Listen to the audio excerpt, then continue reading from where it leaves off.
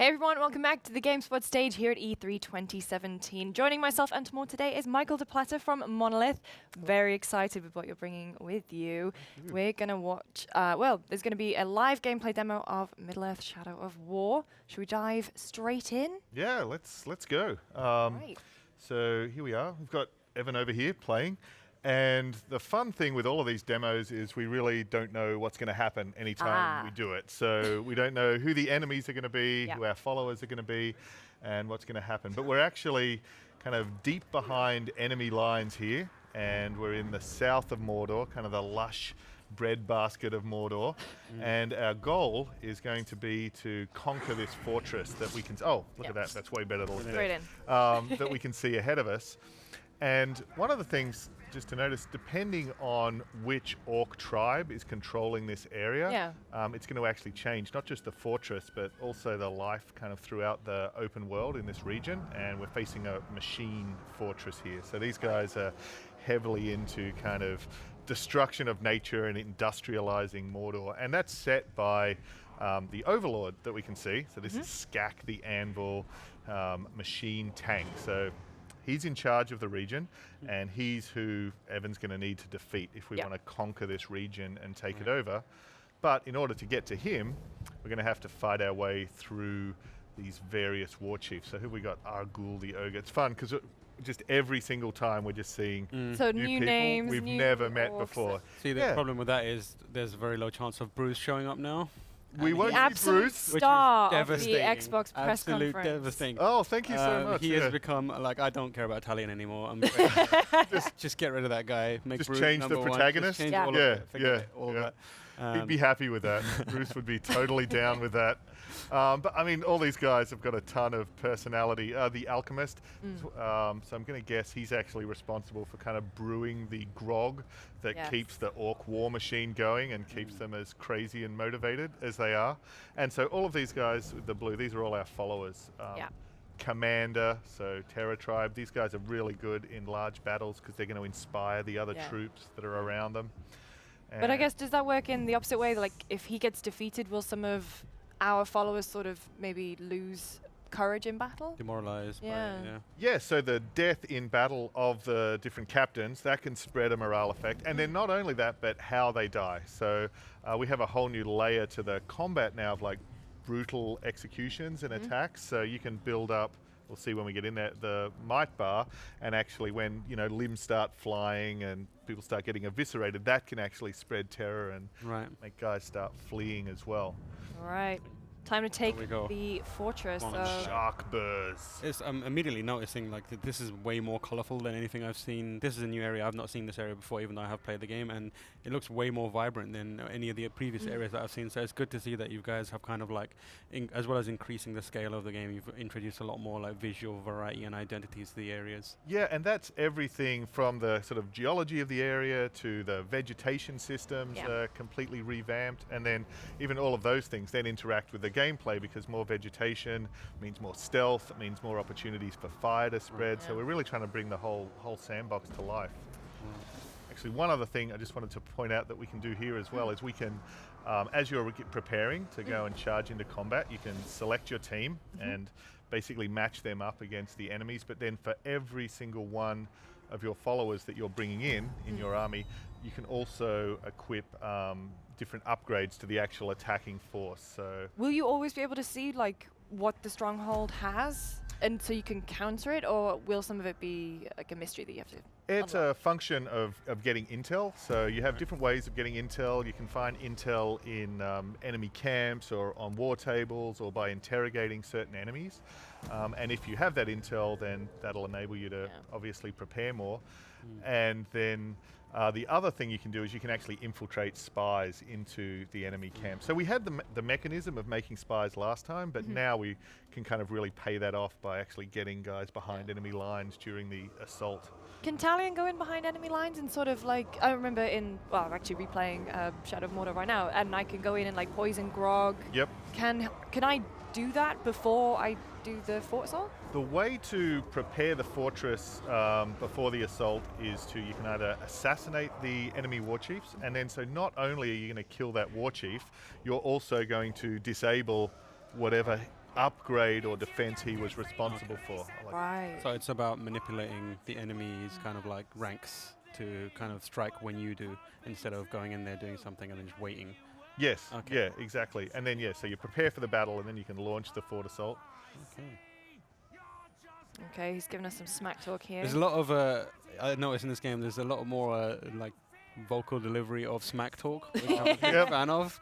Yesterday during the press conference, there was that guy who was the kind of hunting him for a while, and he came and sounded like he delivered a life story at that point. That was interesting. So that was the machine. So he was like, so there's a couple of things that we actually have that are new around that. One is last time we had scars, but this time we've kind of taken that to a whole new level where we really get these super villains. Right. So with him, we'd actually, severed his arm off, probably crushed his head once before, and then he'd essentially been completely rebuilt as this new character. Right. And then they can actually earn different titles. So we'd actually sort of turned him into this full-scale supervillain. And it's just a way we just want to continue and build these stories that you have with the orcs. All right. What? Hang on. Okay, sorry. So We're going to looked see away a some bit cool there. kind of Legolas-esque way to mount here. Yes, and so this is actually Evan's brought his own war machines in. He's also brought that Drake in. I can see over to the right. The Drakes are generally wild, so they're just going to spread havoc and fire everywhere. But they fire like indiscriminately, right? Yeah. Because when we played, was it this mission or a very similar one? A similar one, not similar quite one. the same. And I brought a Drake in, and he was raining fire down on my. Yeah, he did that same thing to me. It's not easy to tame a Drake. And also, so you can see the blue icons represent our followers. The letters are the victory points we're trying to take control of. Those two decreasing red circles on the left, that's some of Evan's followers who are now bleeding out in combat as well. Oh, who's this guy? Oh, the drunk. I love this guy. Epic. He's epic. He's epic drunk. epically drunk. Yeah. I mean, just talk about failing upwards. Yeah. Wow, you've got quite a few. Metalbeard, that's a great name. That's my favorite thing about these games. Yeah, Have you got like a generator here? How are you coming up with these names?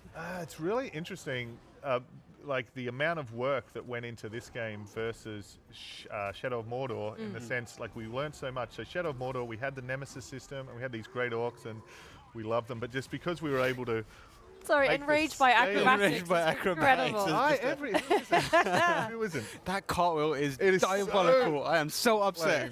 Yeah. Yeah, so you're putting a lot of work into these quirky names. But now sort of the names so often, if you get the name and the personality and the class and the armor and the flair and the traits, because we just have so much more content. Ooh. Oh no! Oh, Oh, that there's was our metal guy. flash. Oh. Oh, wow. Oh, that's just mean. That is a... Oh, he'll be sent home in a box.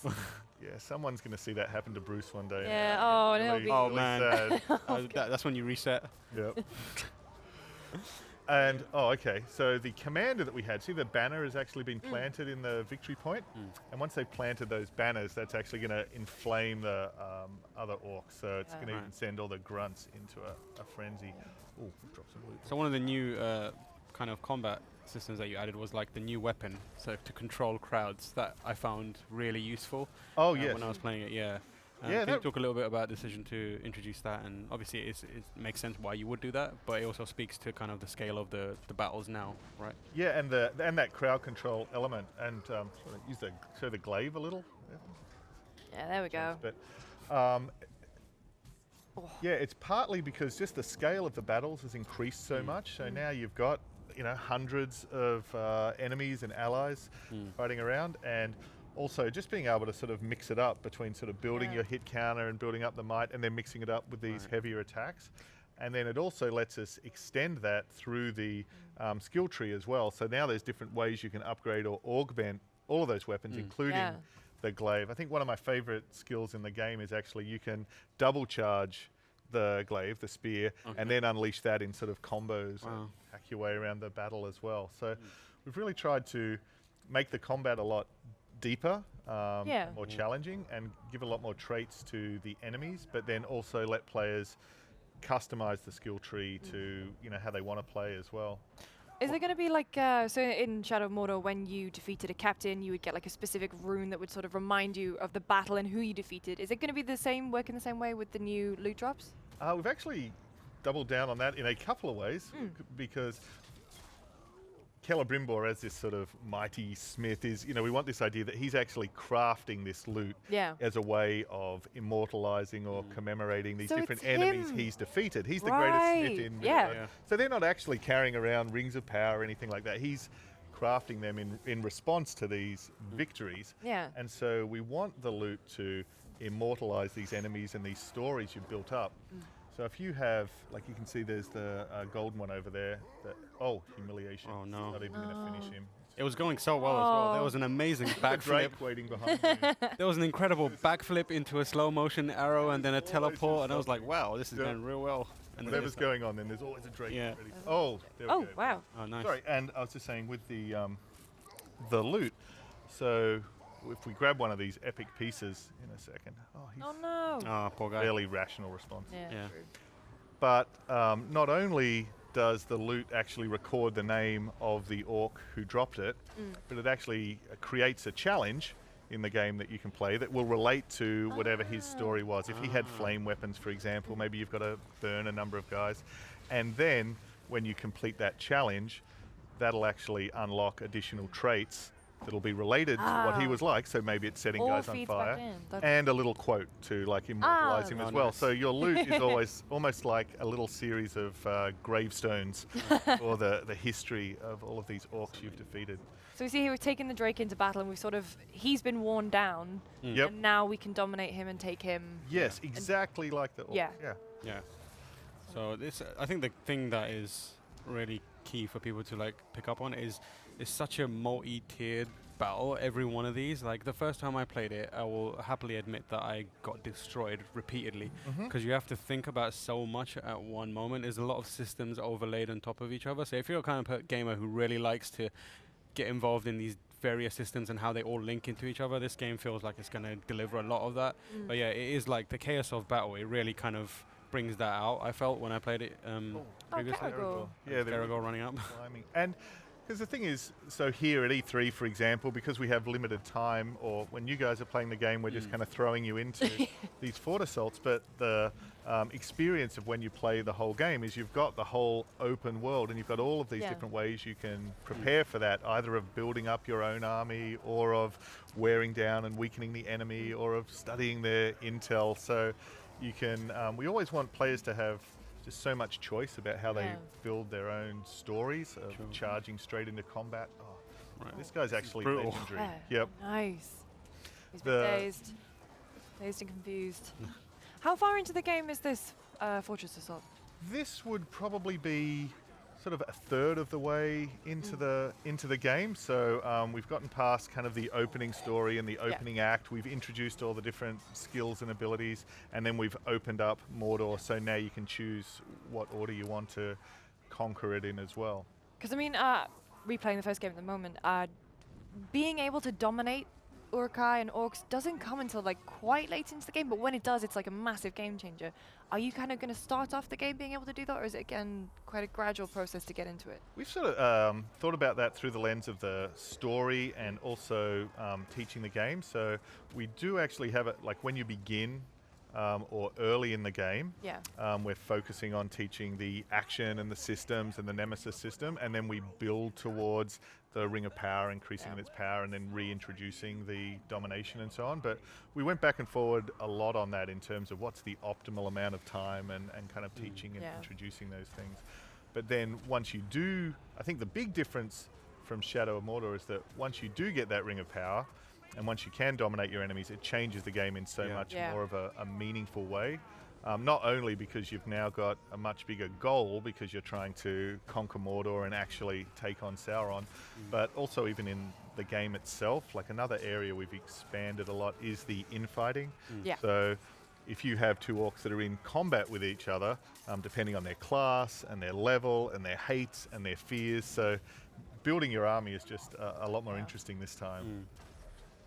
Man, there is a lot going on here. I'm trying to follow what's going on, and like every few seconds, 2 or 3 other orcs they've got a beef. It is a slaughter, Yeah. So if we let our followers go in here, could they basically rid this point of all of the enemies, and then you can just sort of waltz in, or do you sort of have to be there to plant the flag? It would depend on how powerful your followers were, how powerful the enemies were. you would, if you did sort of stand back and leave them to it, the defenders are always going to have the advantage in terms of the upgrades and the defenses of the fortress itself. But it is really fun. If you invest all the time, you could have a situation where all of these war chiefs are actually already spies, and you just walk up to the gates and the whole thing just, you know, kind of collapses. and knock on the door. And knock on the door, you know, and there's something really satisfying about that as well in terms of the power of it. I'd love to see like a salty bet version of this where you can just like set up your units and just let the AIs and bet on how you think it's going to come out. Just have that. Twitch would love that. Get that on Twitch. You're smiling for some reason. Why is this happening? That was interesting. Said nothing. That's a very interesting idea. What I thought was cool there is that you can sort of shun. You can not only dominate, you can shun, you can shame. Yep. What does that add to the Nemesis system? Like, so it's two things. One, there's a level of psychological warfare to these guys. So if you're trying to sort of break them down, if they don't want to join your army, or even just avenge yourself on them if death's too good for them, or you want to keep that story going. And then so the other thing is it does actually create new story possibilities and new ways for their personalities to evolve as well. So if they're going to get iron-willed and kind of defy your ability to dominate them, or if they can just even become complete deranged maniacs, kind of Jason Voorhees style as well. So you're really kind of messing with their minds. So it looks like we've reached the kind of climax of this assault. Yes. What's going on here?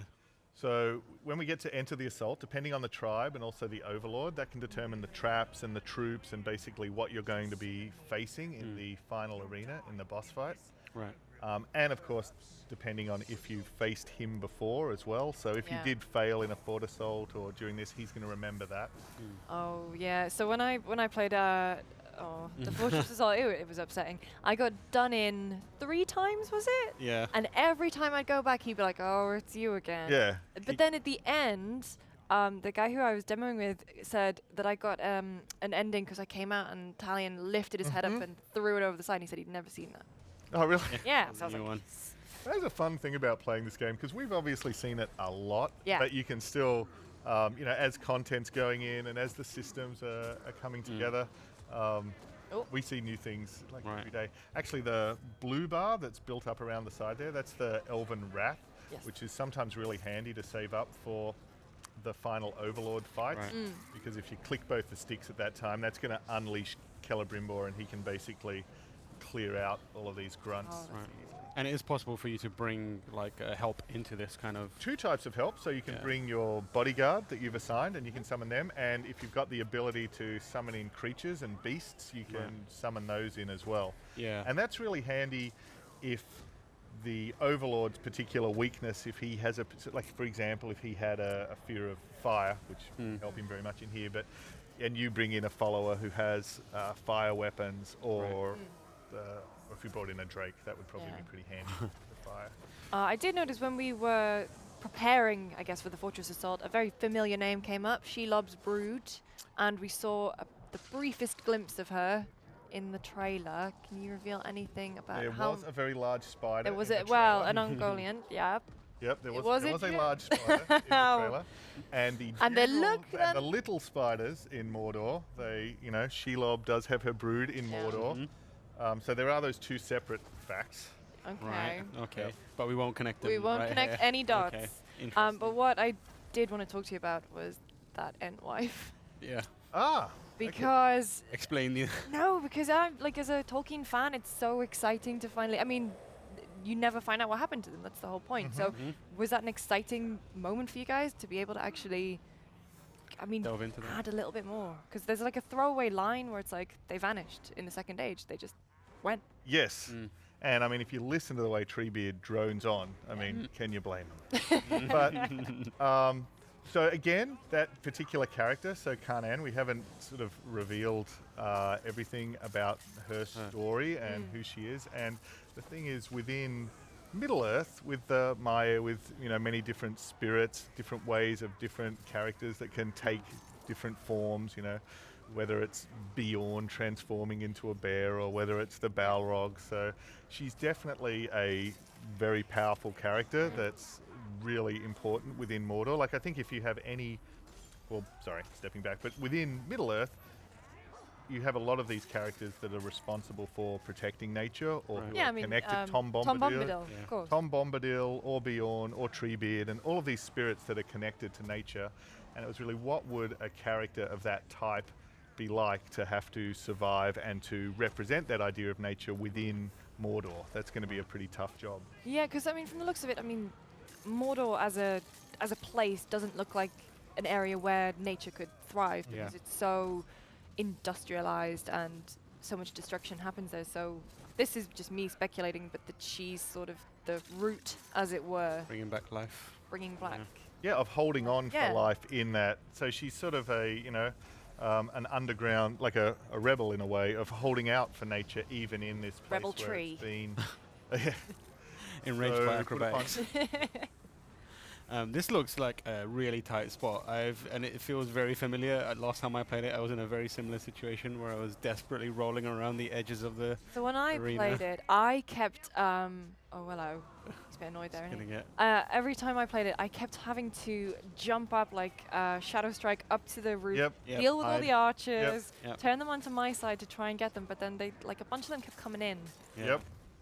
See that move, the combo sword attack from Okay, got Celebrimbor. Nice. In the first game, when you use that move, it has one of the best sound effects in video gaming. It sounds, honestly, it's one of my favorite. It sounds like an engine starting up. Yep. And every time I heard it, it made me so happy.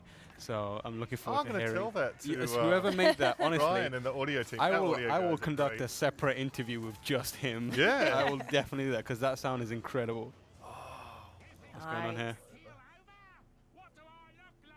I know someone who looks just like that. Wow. Oh, no! Oh, wow! The tank. What a rustle! So he's not going down yet. You have got Elven Wrath there. There we go. There we go. Oh wow. CB. That is, Not just yeah. one Wow, Celebrimbor not You just get one, one. actually Oh. unlimited other attacks as well. Oh, Nice. wow. Oh, that is, Right, Lord, come to play. yeah, nice. not messing around. Yeah. Wow, Yeah, For real. that was there the you go. perfect cinematic ending. Fire rising at the exact same moment. Now it's your future. Yes. Oh, so the QCs have changed. Instead of having to go like get it into the center now, it's just It's like just a. a. Yes. Oh, Yeah. lovely. Oh wow, that's a good way to end that. Nice. Fortress. Fortress Is yours. conquered. Drop That was mic. epic. Is I was that kind was a- of discussing some other stuff at the same time, but every time I was looking down, yeah. Yeah. Oh yeah, this was the one I got. Yeah. Oh, I think it's probably for the viewers worth going back and rewatching this because Yeah. some really cool stuff happened, which Yeah. we were distracting everyone from with our I felt guilty conversation. because I was I talking know. over some of the But, orcs as well. For Oh. There you go. I really like this, the way Yeah. Celebrimbor kind of forces his way out now and then. So can the orcs actually see Celebrimbor doing this, or is it like sort of just amplifying Talion's voice? Oh, from here, it's actually interesting. So we have this notion of Talion, and then we have Celebrimbor, and then we sort of have the Bright Lord, who's sort of the union of those Okay. two characters, kind of the Iron Man to the Tony Stark, I guess, Right. Oh. of when they come together, and we really see the duality. And that's like in the story trailer, that moment where he's kind of booming out and challenging Sauron. So we actually really explore all three of those versions of the Interesting. character a lot more at different parts of the story, and also as it evolves and as Celebrimbor gets a bit more power crazed as we go on, and there's definitely more. We do a lot more with the duality and with their different agendas than we did last time, and in the gameplay, because now they can have their own unique animations and weapons and attacks and kills, but also in the story. So now we've got to choose. Yeah, so now we're in like the fortress management phase of it. Yep, Right. and get the opportunity to choose the Overlord, which won't only affect the fortress itself, but it also creates some different opportunities out within the open world as well. Right. I like these guys. So the Mystic Tribe's going to give us more like cursed totems and vignettes and. And once your fortress is set up, it's like you've got to come back and protect it every now and then, or do you kind of need to run maintenance on all your fortresses? We or don't want you to run maintenance, but we do want you to need to upgrade it and Upgrade it. defend it, and the Okay. fact that Sauron will return and will counterattack it, and you will need to Okay. defend it. Can we do that from a different menu, Or is it or running within the back? game, or do we have to sort of pop back every now and then? Oh, you'll know if the fortress is under assault because there'll be a siege Yeah. icon on it. okay, so you got some time. Wow.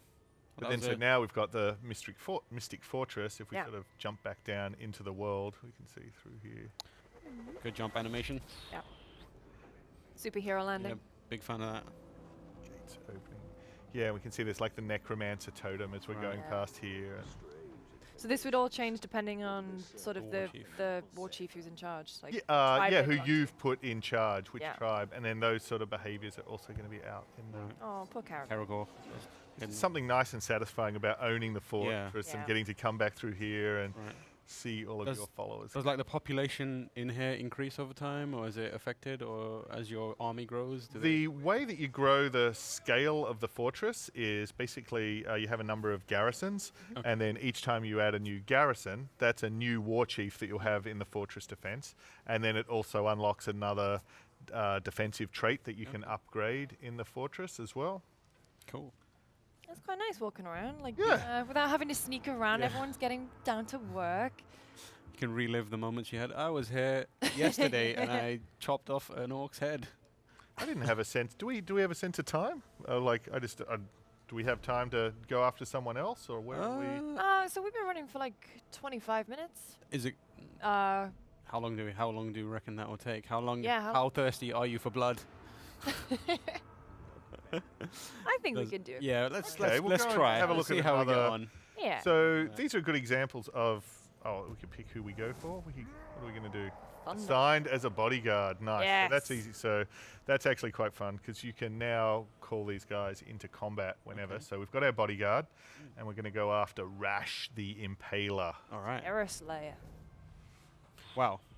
So he's spiked up. So it's worth taking a quick look at his traits. Fear of Caragors and Flammable. So this should be... So we have a Caragor that we can call in, right? Yes. Yeah. There he is. There he is. Hey, buddy. Good girl. Okay. All right. And onwards. So he's a little bit of a way across the... Oh, no. Get a nice look at the open world. Wait for it. There we go. So in terms of the open world, is it still going to be like I can just run anywhere I want to, or is it segmented in any kind of way? So each region like this, so for example, Nern, that's an open world, but then on the overworld map, the Mordor map, you're then traveling between the different regions on them. But we really wanted to maximize the variety of the different environments, from the real sort of the lava fields and the classic Mordor on the slopes of Mount Doom in Gorgoroth through to the kind of huge caves in Cirith Ungol to somewhere more lush here. Okay. All right. Here we go. Okay, so this mission as well, these are actually a new type of mission we have, as well as going after this guy. It's an outpost mission. So he's in charge of this outpost, this little base out in the world. Right. And by defeating him, that'll actually switch off the alarms in this outpost, so you can actually make the open world easier as well. Okay, so drawing him out is going to be fairly straightforward. Just need to make a lot of noise. Yeah. Yep, a lot of chaos, and because he's responsible for the outpost, he's going to have to come out and do something about that. This guy's just in their raw terror, just ran through that bonfire.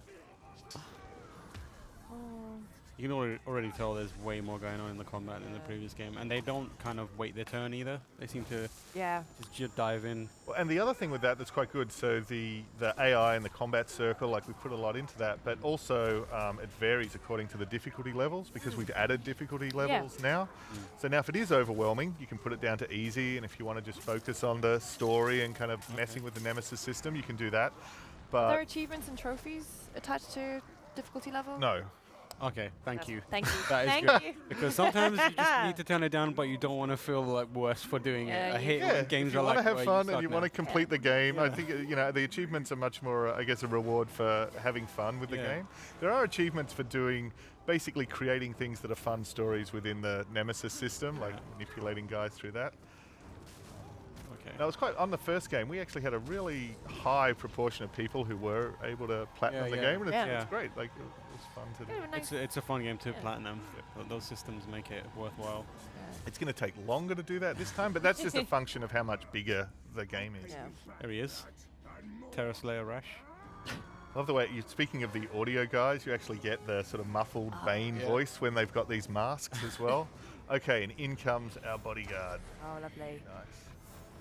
What I like as well is that the attacks look, they're more elemental based, so you can sort of have these burning effects, and when you use sort of like the shadow stun, I guess. It's freezing him, right? You Yeah. can see Yep. like the ice particles chipping off him, which I think is really cool.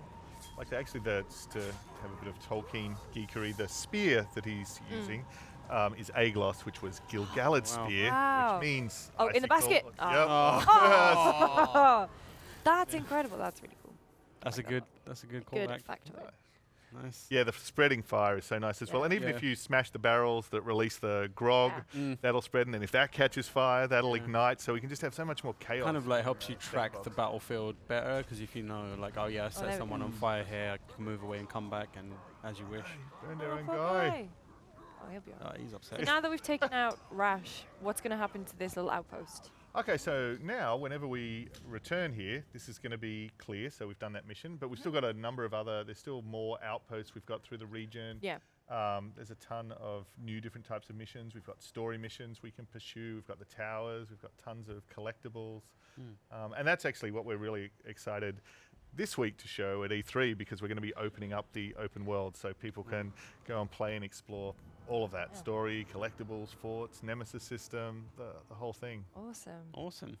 All right. Well, thank you so much for coming. Oh, hello. Getting you Bodyguard here. Thank you so much for coming and Thank showing you. us Shadow of War.